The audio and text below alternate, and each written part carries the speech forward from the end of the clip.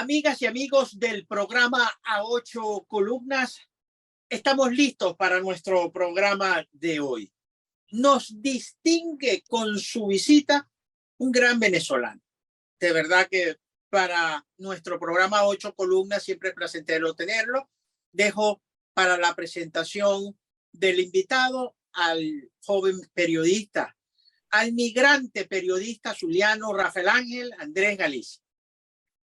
Amigos de Ocho Columnas, bienvenidos a una nueva edición de nuestro programa a través de nuestro canal de YouTube Rafael Galicia TV, que como siempre los invito a suscribirse, darle like, compartirlo y activar la campanita para recibir las notificaciones de cada vez que publiquemos un nuevo video. Estamos también en radio a través de Fe y Alegría, 88.1 FM para toda la ciudad de Maracaibo, y también los invito a escuchar los columnazos de Galicia a través de Metrópolis, 103.9 FM para todo el estado Zulia. Les recuerdo que A Ocho Columnas lo pueden ver y lo pueden leer a través de nuestros aliados informativos, el diario Versión Final, a través de somosnoticiascol.com, con los amigos de Es Con Usted, en laterceravoz.com y también con los amigos de laotraversión.com. Muy bien, el día de hoy tenemos un programa de análisis, un programa, digamos, a profundidad de lo que ocurren en los distintos hechos políticos y sociales de nuestro país. Está con nosotros el doctor Ramón Guillermo Aveledo,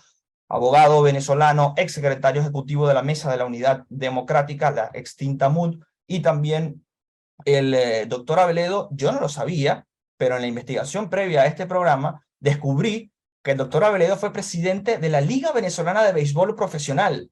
Yo no lo tenía tan ligado al béisbol nacional, doctor, déjeme confesarle, pero bueno, le preguntaré también por lo que fue el Clásico Mundial de Béisbol, pero obviamente queremos escucharlo en otras temáticas muy importantes para nuestro país. Pero como siempre le digo a todos nuestros invitados, doctor Ramón Guillermo Aveledo, bienvenido al programa A Ocho Columnas. Muchas gracias por estos minutos con nosotros.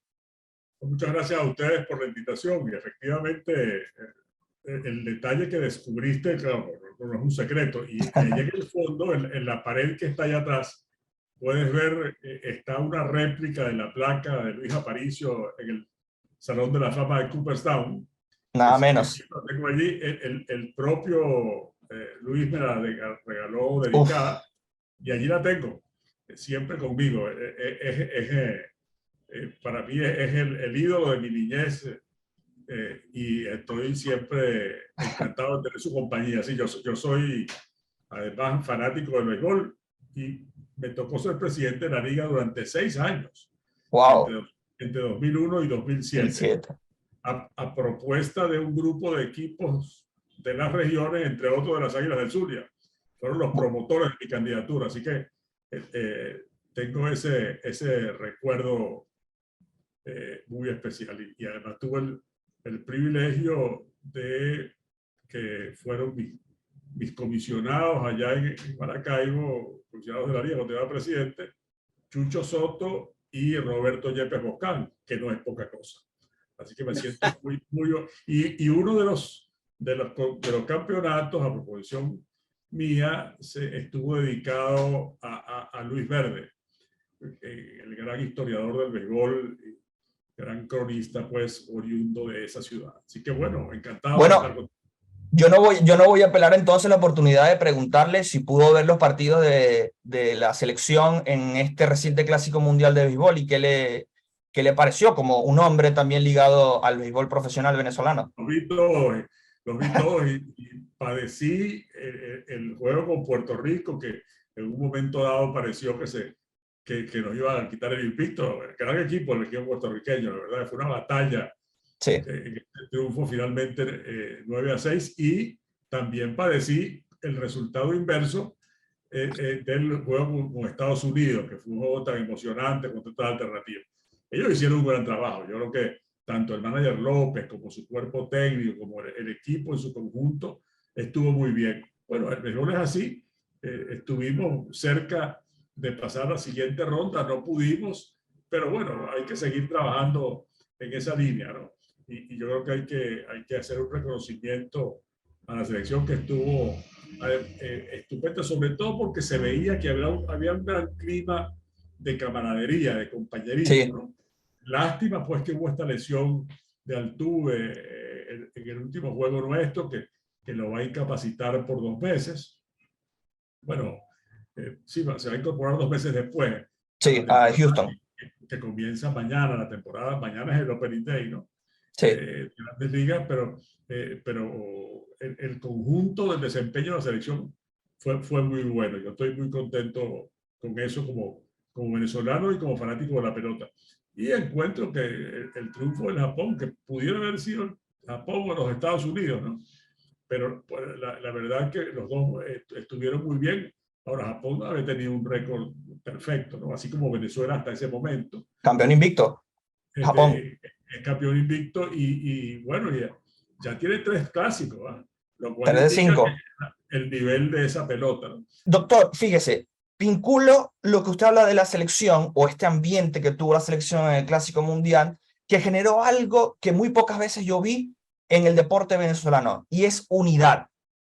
Logró unidad en cuanto a que todos estuvimos pendientes del Clásico Mundial. Y esto lo linkeo con su biografía en Twitter, que usted dice y se presenta como un hombre de unidad. ¿Cómo está la unidad hoy en día, pasando ya evidentemente del tema deportivo al tema político, que es la razón principal por la cual lo invitamos? Claro, yo soy un militante de base de la unidad, no tengo responsabilidad dirigente, las tuve, ya no las tengo, pero sigo creyendo en ella como la principal carta para la credibilidad nacional e internacional de la oposición venezolana. Yo creo que para el público, para los venezolanos en general, ver unida a la oposición, unida no solo en torno a una candidatura, sino a una estrategia, a una política, a un mensaje convincente y atractivo, es decisivo.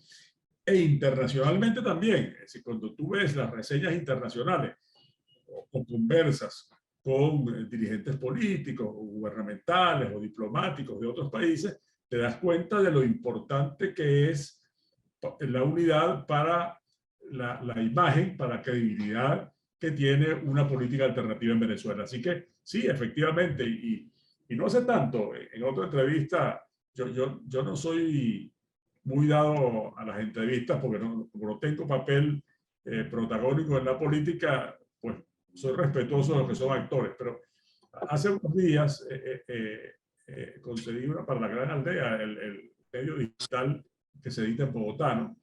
Y escogió Javier Conde para titular algo que tiene mucho que ver con tu pregunta presente. Lo que yo le dije de que lo que tenemos por delante no es para jugadores individuales, es para juego de equipo. Es para juego de equipo.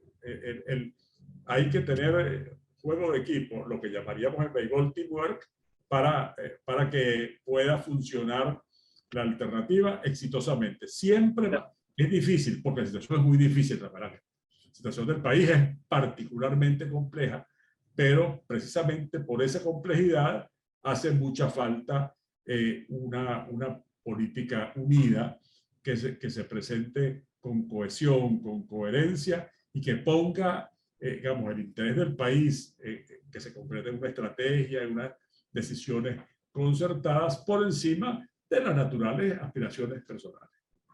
Bueno, yo no voy a dejar pasar ese introito beisbolero de ninguna manera, porque hay también algo que yo no sabía o que desconocía. Y bueno, ustedes dos me la han puesto de ¿cómo se llama en el béisbol? De bombita, pues. Una bombita, en realidad es una recta por medio del plato que no puede fallar. No, para nada. Doctora Veledo, yo no sabía que en un estadio de béisbol se construían jacuzzis para ver el partido. Uno se imagina ir al béisbol. Yo tengo aquí unas gorras por todas partes que me han obsequiado. Bueno, uno va a ver béisbol.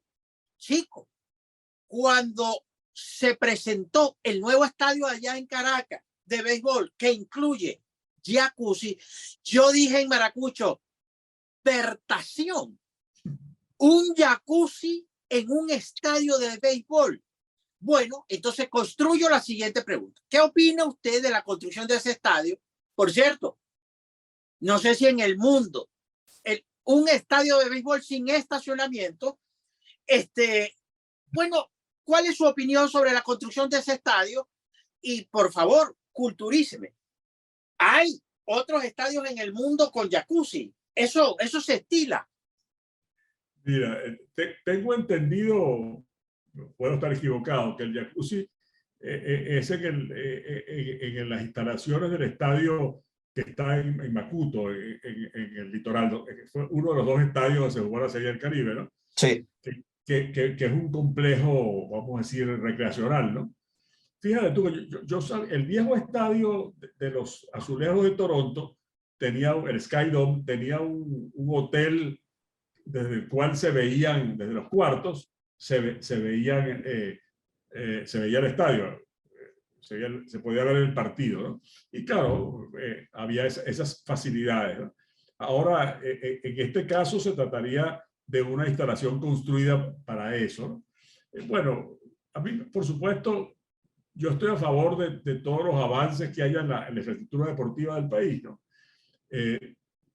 Ahora, también hay que mirar, digamos, qué es lo que trasunta este tipo de noticias, ¿no? Cuando, por ejemplo, esa noticia del jacuzzi, para ver los juegos del jacuzzi, yo escuché en televisión al gerente de eso hablar de esa facilidad, o las características del estadio de la Rinconada, que como tú dices bien, no tiene estacionamiento y la gente se estacionaba en el poliedro y tenía que ser trasladada o se iba a pie. Yo conocí gente que se iba a pie, pero que es un estadio que tiene varios ascensores, un estadio muy moderno, con una serie de instalaciones y comodidades, bueno, propios de un estadio de grandes ligas, que creo que ahora se planteará el problema de su mantenimiento permanente, sí, para que pueda ser rentable, porque una instalación de ese tipo tiene que ser rentable. Y otra cosa es que, bueno, los equipos de béisbol profesional que juegan en Caracas, lo que sucede en Caracas, que son los Leones de Caracas y los Tiburones de La Guaira, deben decidir si van a jugar allí o en el Universitario. El Universitario, claro, que es un sitio muy céntrico, es verdad que puede ser en ciertos casos incómodo, pero claro, en una final o en un Caracas Magallanes o en un La Guaira Magallanes o un Caracas La Guaira, que se llenen mucho de público, porque en general es un aforo que difícilmente está full, porque es un estadio grande también, ¿no? No tan grande como aquel. Entonces, pero el mantenimiento del universitario es mucho más sencillo, mucho más accesible. Y hay también que considerar una cosa. Los estadios que están mejor mantenidos en nuestra pelota profesional son los estadios que están dados en comodato permanentemente a un equipo, que no es que el dueño se los alquila solo por la temporada, sino que es un comodato permanente. El propietario de la instalación siempre el resto del año tiene los beneficios económicos, pero el mantenimiento permanente, preventivo, el mantenimiento menor del estadio está a cargo de los equipos. Y yo destaco especialmente los casos del estadio de Valencia y de Barquisimeto. El José Pérez Colmenares y Antonio Herrera Gutiérrez están en comodato a los Navegantes del Magallanes y al Cardenales de Lara, y son estadios que están muy bien mantenidos. El tema tiene mucha complejidad. Sí. Que lo que nos muestra, lo que nos asoma, es como una rendija para asomarnos, como cuando tú ves por una ventanita, ¿no? Nos asoma a una idea del gasto público sin orden, a una idea de gasto público que no está bien pensada, donde las prioridades no están bien determinadas, porque lo que es esencial en el funcionamiento de un Estado es que el poder esté distribuido, esté dividido y adecuadamente controlado. Eso es lo que hace que funcione no solo una democracia, que funcione un Estado adecuadamente. Doctor Aveledo, para cerrar entonces este tema, ¿está usted de acuerdo con que las instalaciones deportivas puedan funcionar bajo la figura de comodato, de tal manera que esté garantizado el mantenimiento en óptimas condiciones de estas instalaciones deportivas? Sí, la experiencia ha sido esa. Donde es así funciona mejor. Y claro, lo importante es que los equipos deportivos sean empresas sustentables, ¿no? Los equipos profesionales. Es distinto a un equipo aficionado. Pero un equipo profesional tiene que ser una empresa sustentable. Por eso es que en el caso de la Liga de Béisbol hay la obligación de que sean empresas. Hay solo dos excepciones que siempre hay la aspiración de que se adapten al estatuto de la liga, que es el caso de Magallanes y de los Tigres del Agua. Los Tigres del Agua era una empresa que se convirtió en fundación y Magallanes es fundación desde el comienzo, ¿no? Pero bueno, hacia donde debemos mirar es hacia un conjunto de empresas que sean sustentables. Y por eso el béisbol, que ha procedido siempre con mucha cautela, ha sido tan estable. Si uno compara con otras ligas equivalentes de otros deportes muy importantes y muy populares, y deportes porque yo tengo particular cariño, uno no ve la misma estabilidad, claro, en los clubes. ¿Por qué? Porque esa estabilidad nace de un desarrollo institucional que en el caso de Venezuela el béisbol ha tenido desde la fundación de la liga en 1946, ¿no? Eso fue, hay una serie de decisiones que han demostrado ser decisiones muy sensatas en el mediano y el largo plazo. Bien, amigos de A8 Columnas, estamos conversando con Ramón Guillermo Aveledo. Sí, y estamos hablando de béisbol. Sí, estamos hablando de deporte con un expresidente de la Liga Venezolana de Béisbol Profesional. Vamos a una pausa y yo sé que usted está esperando la cosa política. Tranquilo, ya viene. Vamos a una pausa y al retorno cerramos nuestro programa. Ya venimos.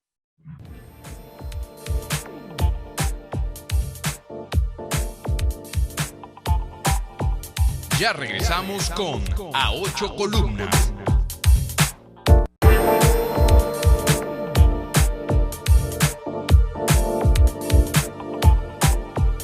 Continuamos con A8 Columnas.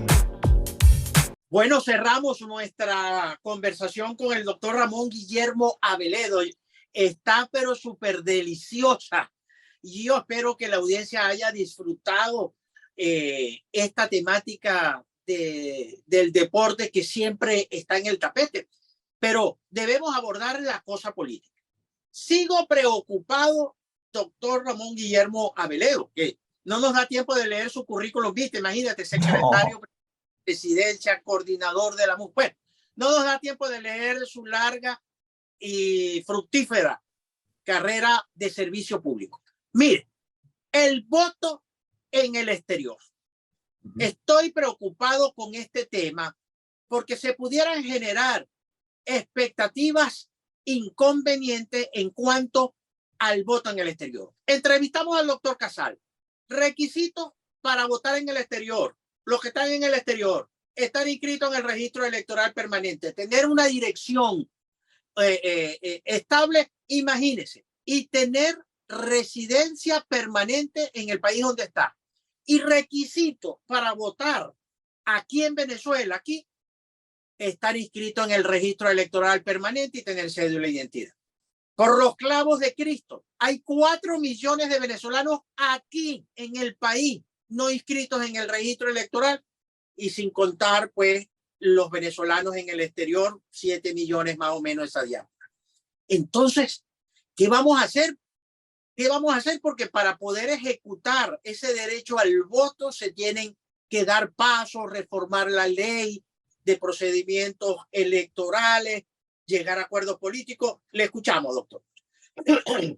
Mira, fíjate, aquí yo creo que lo crucial, el punto fundamental es que el Consejo Nacional Electoral es el organismo constitucional y legal creado para eso, debe garantizar el derecho al voto de todos los venezolanos. Ahorita, fíjate tú, hablemos primero de los que estamos aquí.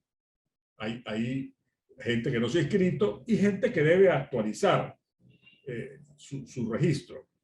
Actualizarlo y revisarse. ¿Por qué? Porque, bueno, pues porque puede pasar, como ha pasado en algún momento, que ha habido esas mudanzas desconocidas, que alguien aparece en otra parte, ¿no? Yo conozco personas que les ha pasado eso. Pero en todo caso, revisarse para actualizar su inscripción, si actualiza su registro, o inscribirse en el caso de los nuevos electores.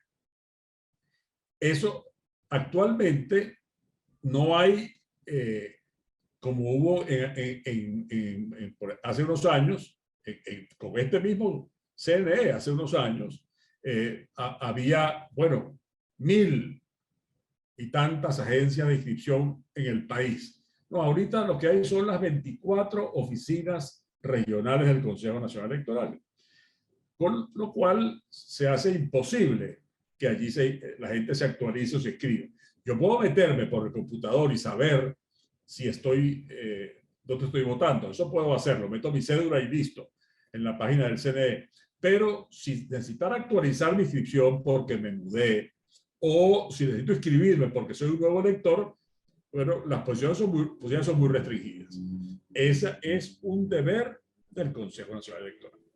Y con lo que se refiere a los electores que están fuera del país, que de esos 7 millones de venezolanos, sí, se calcula que puede haber 4 y tanto que tengan derecho al voto, en razón de que hay muchos que son menores de edad y que no lo tienen. De esos venezolanos que están en el exterior, los que están inscritos en el registro electoral, que es una inscripción de hace ya un buen tiempo, son 107.000, 108.000 aproximadamente. Es decir, que hay mucha gente que no está inscrita. ¿Qué pasa con esos electores? Si usáramos para ellos el método, digamos, tradicional de inscripción electoral, que era que iban a las oficinas consulares a inscribirse, bueno, para un número tan grande de personas, eso no es un método práctico. Suponga usted, porque no digamos en los Estados Unidos, donde hay un gentío, pero ahí no hay ni siquiera consulado en ninguna parte, porque no tenemos relaciones diplomáticas. Pero en el caso, ponga usted de Colombia, en la sola ciudad de Bogotá, se estima, según la Dirección de Inmigración de Colombia, que hay 500.000 venezolanos. En Bogotá nada más. Ahora dígame usted, si de esos 500.000 venezolanos, 250.000 o 300.000 tienen derecho al voto y está escrito un puñito, pues si esa gente sabe escribir, ¿cómo hacen para escribirlo en el consulado? Entonces, el registro electoral en el exterior y el voto en el exterior requiere de que sea posibilitado, sea instrumentado por mecanismos que sean automatizados. Por supuesto, debidamente verificables, debidamente auditables, que sean seguros, tanto seguros en la inscripción para el que se inscribe y para el ente que registra, como en el voto. ¿Por qué? Porque es imposible de otra manera. Doctor, fíjese, usted estuvo durante años sentado con la dirección política de la oposición cuando fue secretario ejecutivo de la Mesa de la Unidad. ¿Qué impide que haya unidad entre todos los precandidatos de todos los partidos políticos para solicitar acciones concretas para el voto en el exterior? ¿Por qué solo se ven a unos candidatos hablar del voto en el exterior y a otros no? ¿Qué falta para lograr unidad en ese tema? Yo creo que en este y en cualquier tema hace falta que se sienten y conversen y se pongan de acuerdo sobre objetivos comunes. Porque yo, por ejemplo, ni ayudo guardando silencio, ni ayudo proponiendo cosas que son impracticables. Yo no puedo al mismo tiempo decir que quiero voto para todos en el exterior, que es un derecho y que es muy lógico que lo quiera, pero que sea voto manual y presencial, porque eso es imposible. Es decir, las dos cosas no son conciliables. Entonces, aquí tienen que ser todos y todas muy responsables con el objetivo de garantizar los derechos de los venezolanos en todas partes, también en Venezuela,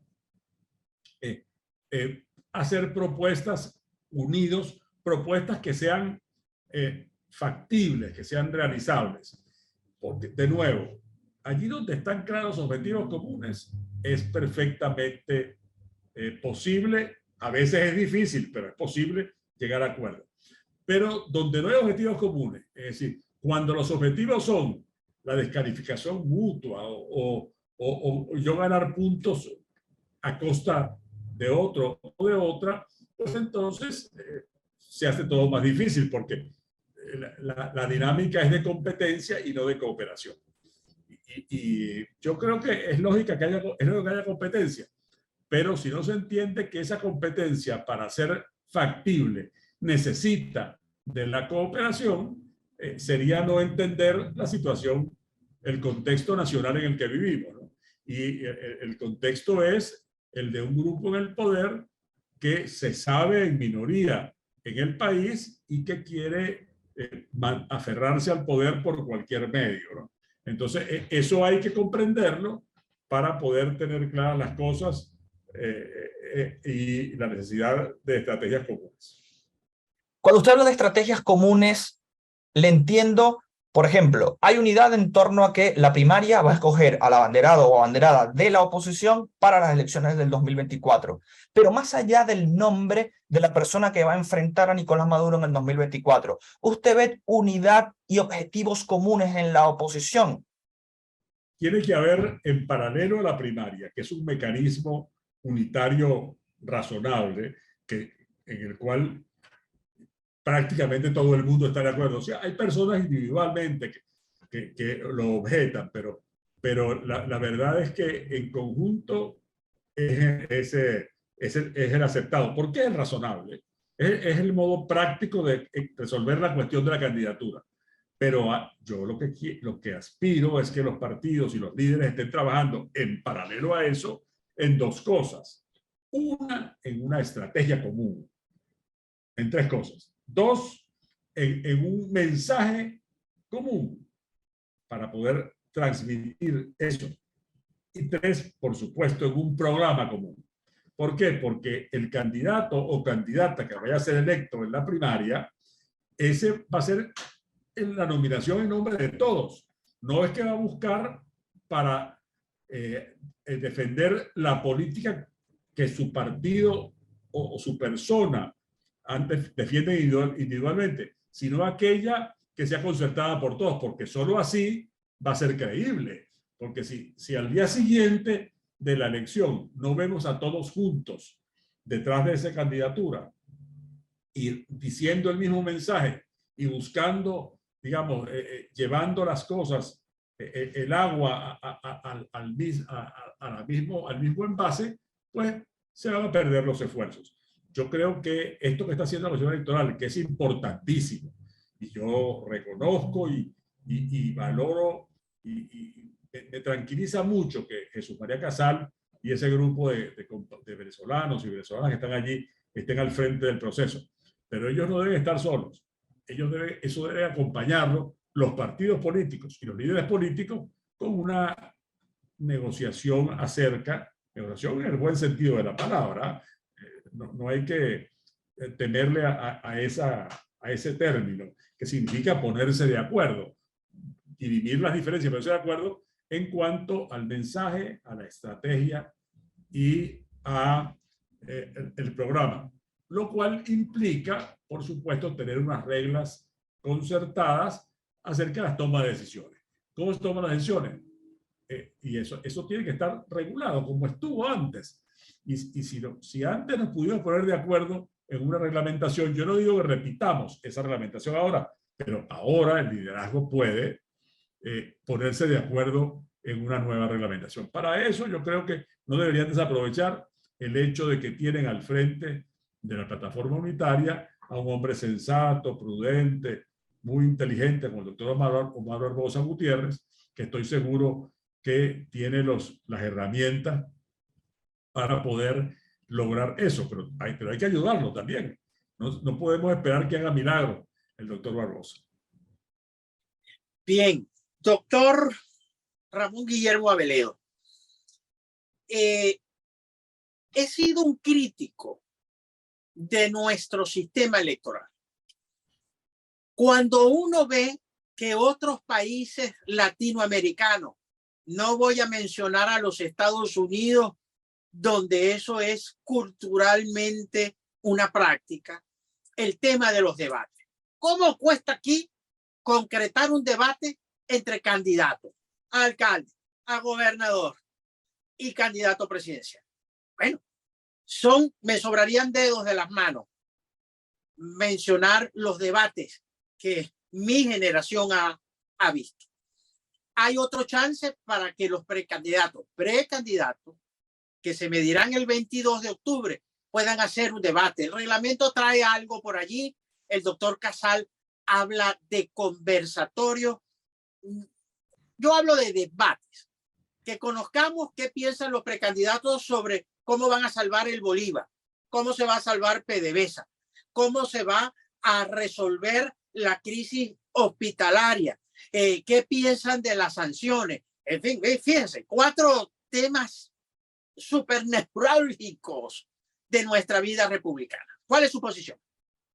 Mira, yo estoy a favor de la existencia de los debates. Espero que se puedan realizar.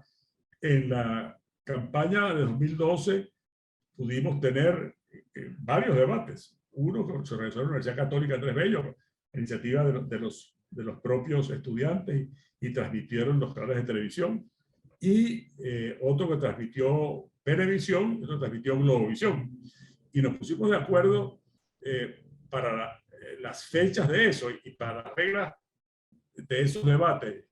Yo mismo conversé con los canales y cuando había tomado los estudiantes de la Católica y el rector, mi difunto amigo, el padre Virtuoso, habían tomado la iniciativa de hacer el debate allá, bueno, conversamos para poder acoplar esas reglas en términos que todos tuvieran. Ahora, fíjate, yo creo que el punto que tú planteas, Galicia, tiene una importancia, porque si uno escarba un poquito detrás, nota que hay una cosa que está faltando. Y es que en la política venezolana de hoy en día, en la política opositora y en la política en general, cada quien le está hablando a un pedacito, a una parte del país. A veces un pedazo más grande o un pedazo más pequeño. Pero tú sientes que el discurso del oficialismo está dirigido solamente al mundo oficialista y se olvidan de todos los demás. Y en el mundo opositor parece una competencia entre las distintas opciones en el seno de la oposición, pero que no le habla a todo el país. Ni los políticos del gobierno ni los políticos de la oposición le están hablando a toda Venezuela. Y yo creo que este asunto, esta reticencia a los debates a través de los medios de comunicación, un poco trasluce ¿cómo se llama? Esa incomodidad que es para la dirigencia política el tener que hablar a todos los venezolanos y no solamente a una parte de nosotros. Porque lo que está pasando en este país es que hay una gran decepción. La gente tiene desencanto con relación a la política. Mucha gente que votó por Chávez y por Maduro está desencantadísima del gobierno. Y gente que ha sido partidaria de la oposición, bueno, ha perdido la confianza. Ahora, ¿por qué? Porque necesitan los líderes hablarle a todos, que se den cuenta a los ciudadanos que existe un proyecto nacional por parte de los líderes, que no solo están compitiendo por la preferencia de una parte del país, sino que compiten por todos. Eso me parece ahí muy importante. Yo he visto recientemente, porque me han invitado, no he asistido para no enredarme la vida, porque si voy a uno tengo que ir a todos, pero ha habido una presentación del programa de gobierno de Carlos Prosperi, el precandidato de Acción Democrática. He estado invitado también al Congreso Ideológico de Un Nuevo Tiempo y al Congreso Ideológico de Primera Justicia. Y me parece estupendo que todos estén preocupados por eso. Ahora, yo espero que también, así como están preocupados por eso, estén preocupados por ver por trabajar juntos lo que nos van a proponer juntos. Porque se supone que al día siguiente de la primaria, el candidato o la candidata que sea electa va a ser candidato de todos y tiene que hablarle a todos los venezolanos, no solo a los venezolanos que somos partidarios de la oposición, también a los venezolanos que son de oposición y están descontentos, pero también a los venezolanos que vienen del chavismo o que se consideran chavistas, pero que están descontentos porque en ese porcentaje elevadísimo, cerca del 80% de venezolanos que quiere un cambio, hay gente de todo tipo. Entonces, es a ellos a los que hay que apelar, es a ellos a los que hay que convencer. Y los convences, primero que todo, demostrándoles desde el mensaje y desde el ejemplo personal que estás hablando para todos. Incluidos los venezolanos que estamos fuera del exterior. No se ve a un candidato o precandidato hablarle a la migración venezolana. Es que los venezolanos es los venezolanos. Y yo cuando digo los venezolanos no me refiero solo a los que están aquí y tampoco solo a los que están afuera. Y en eso yo también subrayo que hay que tener mucho cuidado. Yo recuerdo, porque así como a mí me preocupa, te lo digo con toda franqueza, me preocupa la cubanización del gobierno venezolano. Me preocupa que se pueda presentar una cubanización de la oposición, porque así como conozco la cubanización el oficial, cómo funciona el gobierno de Cuba, también tengo muchos amigos y muchos conocidos en el mundo variadísimo de la oposición cubana.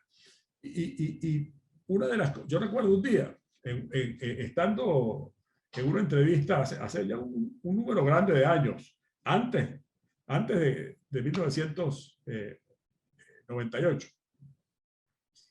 en una emisora cubana, en una emisora de Miami, donde había un periodista cubano, un tipo hoy fallecido, un gran periodista de su tiempo, me defendió la tesis de la soberanía del exilio, de como los cubanos libres eran los que estaban afuera, la soberanía residía en ellos y no en los cubanos de Cuba que eran esclavos o estaban sometidos al régimen. Entonces, yo reacciono siempre frente a la eventual división. Cuando yo hablo de los venezolanos, hablo de todos los venezolanos, estén donde estén, porque ahora con los venezolanos ocurre así como en aquel poema, ese Canto a tu grávida cintura de Juan Lescano, que decía: tu cintura ha crecido como crecen los ríos de mi extenso país cuando llegan las lluvias. Asimismo, la geografía venezolana ha crecido.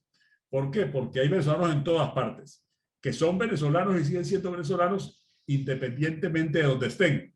Unos están construyendo su vida afuera y tienen derecho. Otros están siempre pensando en cuándo van a volver. Pero todos tienen el apego por la patria, la vinculación por la patria. Entonces, hay que pensar en todos los venezolanos, porque además los venezolanos que están afuera tienen aquí sus familiares, tienen aquí muchas de sus amistades, y tienen aquí, bueno, la relación, sus raíces. Y todo eso hay que considerar. Cuando usted habla de la cubanización de la oposición, ¿a qué se refiere? Bueno, me refiero, tengo el temor de eso. ¿A qué me refiero? A una oposición fragmentada al extremo, donde predominan los pequeños jefes, las pequeñas cabezas, que prefieren ser cabeza de ratón que cola de león, y una oposición que tiene más desconfianza entre sí que frente al régimen que enfrenta, y que se vuelve, pierde relevancia, pierde importancia en cuanto a influencia en los eventos de su país. No quiero nunca que lleguemos a eso, y por eso lo advierto, y lo advierto a tiempo. Lo vengo diciendo hace rato. ¿Por qué? Porque eso me mortifica mucho. Y conste que yo, con relación al régimen cubano, tengo una posición muy clara de toda mi vida. No es que cuando aquí estaba de moda considerar a Fidel Castro un tirano fotogénico, y claro, no es lo mismo Fidel Castro que Pinochet, no se puede negar los avances en la educación y en la salud en Cuba, a mí me parecía que eso era una dictadura inaceptable, y dictadura la de Pinochet, y dictadura la de Fidel Castro, y la de Somoza, y la de ahora la de Ortega. Entonces, yo tengo en ese sentido una trayectoria de muchos años. Y así con la autoridad que me da el repudio que siempre he tenido por la dictadura cubana, como tengo por cualquier dictadura, y así como es conocida mi solidaridad con los demócratas cubanos y con la gente que lucha porque en Cuba haya libertad, bueno, por eso es que advierto, porque me preocupa que lleguemos allá. Y lo digo con toda franqueza y volviendo a las metáforas beisboleras, como solía decir Carlitos González, sin que me quede nada por dentro. Finalmente, me genera esta duda, ya que habló de distintos países. ¿El gobierno de Nayib Bukele en El Salvador es una dictadura o es un gobierno democrático?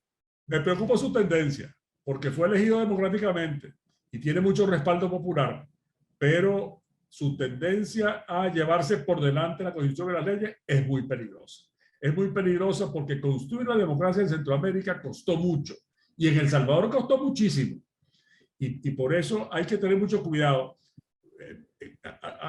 Cuando alguien me dice, pero si es que tiene un apoyo popular gigantesco, bueno, también lo tenía Chávez el 99 y el 2000. Tenía todo el respaldo de este mundo. Así que la popularidad en sí misma no es un indicador. Yo comprendo perfectamente que digamos, la ansiedad por resolver, que se resuelvan problemas como, por ejemplo, la violencia delincuencial, puede hacer que se piense que lo mejor son las soluciones expeditas y llevarse por delante la Constitución y la ley. Cuidado, porque el autoritarismo es como un tobogán. Tú te metes ahí y es difícil después pararse. Es difícil después detenerse y subir la cuesta, porque es como un tobogán. Es sabroso bajar el tobogán, lo difícil es regresar. Así que, por supuesto, en un país que yo conozco y donde tengo amigos y que conozco su lucha por la democracia y por la paz, como es El Salvador, bueno, me siento obligado a la preocupación, porque ojalá que no nos pongamos, no se nos meta en la cabeza que de repente el autoritarismo es cool, y entonces, bueno, vamos, sigamos hacia adelante por ahí. ¿Cómo ve a Petro, el gobierno de Petro, Ramón Guillermo Aveledo? Mira, Petro ha demostrado ser un hombre astuto, ¿no? Es un hombre sagaz y funciona en el medio de un sistema como el colombiano, que es un sistema político también de complejidad. El gobierno de Petro es un gobierno de base muy amplia. Se han ido sumando a la formación de la coalición gobernante partidos que se opusieron a él, ¿no? Él tiene, digamos, ha andado con cautela, tiene dificultades internas, evidentemente, y ya no tiene la misma popularidad que tenía al comienzo, pero hay que ver las cosas en su contexto, ¿no? Tiene la importancia que le ha dado la relación con Maduro y con el gobierno de Venezuela no es una importancia ideológica, es una importancia que tiene que ver con la presencia del ELN en territorio venezolano. Si ya antes María Ángela Holguín, la que fue canciller del presidente Santos, que es una política, fue embajadora en Venezuela, nos conoce muy bien, ella dijo que la clave de la paz con el ELN pasaba por entenderse con Maduro. Lo dijo de antes, y no se trata de una partidaria de Petro. A mí, ¿qué es lo que en ese sentido, en ese tema me preocupa?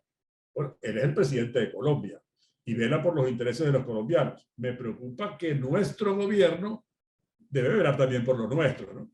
Y que la presencia del ELN en Venezuela no sea una forma de simplemente resolver un problema del gobierno colombiano y de la sociedad colombiana cargando nosotros con ese problema.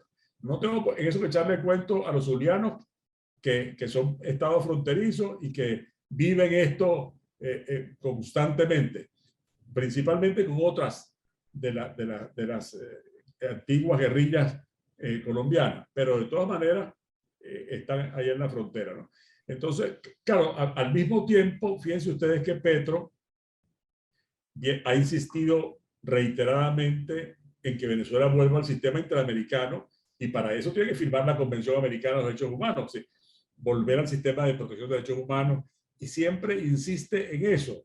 Es decir, con cuidadito, porque él es el presidente de Colombia, no el de Venezuela, Claro. depende de qué interés, pero sigue insistiendo. Entonces, yo creo que a los gobiernos hay que verlos, a cada gobierno, como gobiernos que defienden el interés de su país. Nosotros estamos acostumbrados últimamente a que el gobierno de Venezuela no defienda el interés de los venezolanos, pero el deber de un gobierno es ese. Y yo siempre me prevengo mucho frente a las cosas automáticas. Es decir, que automáticamente, por lo que llama mi amigo Sergio Garavini de turno, un diplomático venezolano y profesor de la Simón Bolívar, el monotema. Por el monotema nuestro, entonces tendemos a ser amigos o enemigos de cualquier partido político o gobierno en el exterior, y automáticamente pensamos que este está contra nosotros o que este está a favor de nosotros. Cuidado, porque resulta que la realidad es mucho más complicada, porque cada quien atiende por sus intereses, vela por sus intereses. Lo que necesitamos es que el gobierno venezolano vele por los intereses de los venezolanos. Eso es lo que quisiéramos todos. Bien, doctor Ramón Guillermo Aveledo, muchas gracias por estos minutos con nosotros. Bueno, gracias a ustedes por la invitación. Les agradezco mucho y les deseo a todos lo mejor. Y siempre un gusto hablar con ustedes. Solicito una ñapa. Una ñapa. Proceda. Una ñapa. Puede ser una respuesta cortica porque el tiempo se nos ha vencido. ¿Está de acuerdo en que se vendan monómeros en $300 millones? Y segundo, ¿está usted de acuerdo, sí o no, con que el CNE arbitre, digamos, las primarias se hagan con el asesoramiento técnico del CNE? Cortico ahí, doctor. Empiezo por lo segundo. Tuvimos la experiencia de 2012. El CNE prestó colaboración tecnológica y de infraestructura. Tuvimos los cuadernos de votación, las máquinas de votación, los locales y el Plan República. Pero la primaria la condujo la Comisión Electoral de Primarias, encabezada por Teresa Albáñez. Y ese equipo, así como es hoy Casal. Con un modelo así, aunque sean ahora mejor, porque no tiene por qué ser como entonces, pero por lo menos como el de entonces o mejor que el de entonces, estaría de acuerdo. Sin duda alguna. ¿Por qué? Porque lo otro significa costos mucho mayores y dificultades organizativas muchísimo más grandes. Y yo lo que quiero es que vote mucha gente. En aquel proceso votaron Galicia 3.057.000 venezolanos, que es un récord mundial en términos porcentuales en una primaria que no es obligatoria. En cuanto a lo segundo, mira, desde hace tiempo, cuando Colombia era socio de monómeros, hace años, y se salió, y Venezuela compró su parte.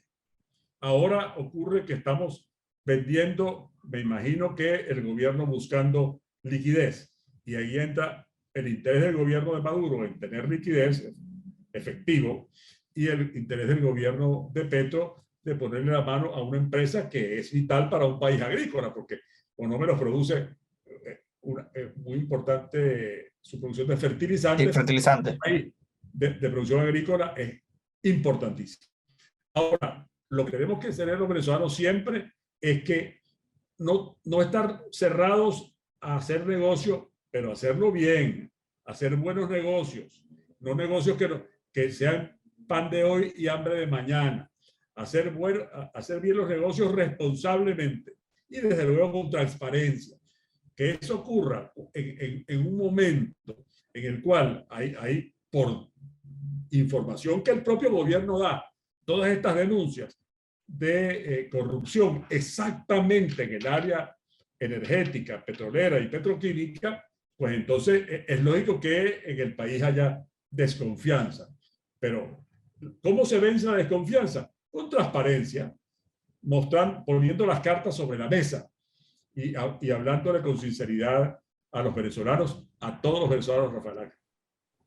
Bien, amigos de A Ocho Columnas, lo vieron, lo escucharon. Ramón Guillermo Abeledo, abogado, político venezolano, ex secretario ejecutivo de la Mesa de la Unidad Democrática y también profesor universitario. Si llegaron a esta parte final del programa, les agradezco, los invito a suscribirse, darle like y compartir nuestro canal de YouTube Rafael Galicia TV, donde va a poder ver este programa y todos los del nuevo ciclo de A Ocho Columnas. Síganos en redes sociales que aparecieron abajo en sus pantallas. Y les recuerdo, amigos, ¿dónde está la noticia?